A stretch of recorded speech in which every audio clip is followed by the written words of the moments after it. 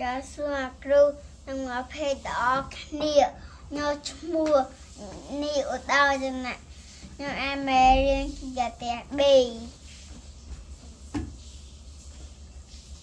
ថ្ងៃសៅរ៍ទី20 ខែមិថុនាឆ្នាំ2026កិច្ចកផ្ទះ B ចូលកូនតាញ់របស់ជាមួយពាក្យ1ផ្លាក់បោ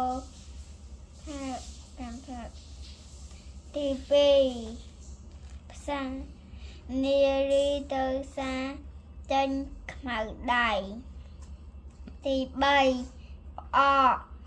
ម៉ាក់ខ្ញុំធ្វើផ្អកសាច់ជ្រូកទី4